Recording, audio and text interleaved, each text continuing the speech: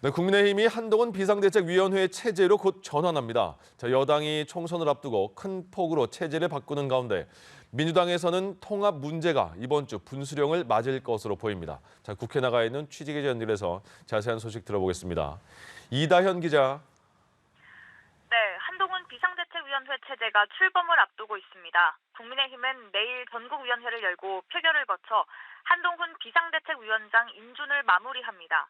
앞서 의원총회와 연석회의 등을 거치면서 당내 이견이 줄어든 상황인 만큼 무리 없이 인준될 전망입니다.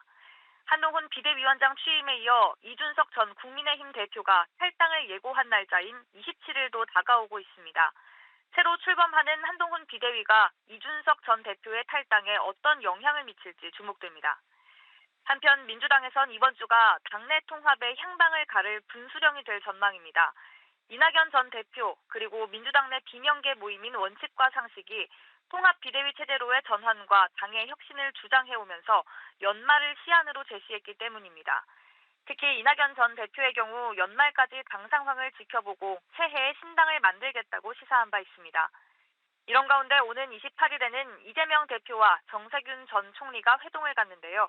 이재명 대표가 당의 분열 조짐을 수습할 수 있을지에 관심이 모아지고 있습니다.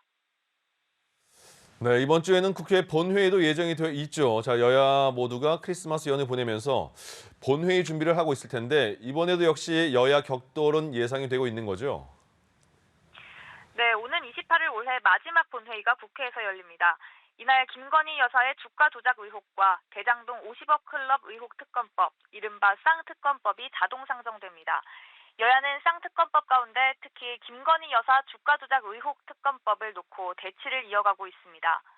국민의힘은 민주당이 정쟁용 특검을 밀어붙인다며 비판하는 반면 민주당은 의혹으로 남겨둘 수 없는 중대 사안이라는 입장을 유지하고 있습니다. 민주당 박성준 대변인은 오늘 국회에서 기자들과 만나 특검법과 관련해 12월 말 처리가 민주당의 일관된 입장이라며 조건을 걸어 협상한다는 것은 일고의 가치가 없는 일이라고 말했습니다. 한편 김진표 국회의장이 28일 본회의에 이태원 참사 특별법을 상정할지도 주목됩니다. 앞서 김 의장은 이태원 참사 특별법을 여야 합의로 처리하라고 촉구하며 중재안을 제시하기도 했습니다. 민주당은 여야 합의가 되면 제일 좋다면서도 불발될 경우 단독으로 법안을 처리하겠다고 밝힌 상태입니다. 민주당은 28일 본회의가 종료된 이후 29일쯤에는 공천관리위원장을 발표할 것으로 관측됩니다. 지금까지 국회에서 전해드렸습니다.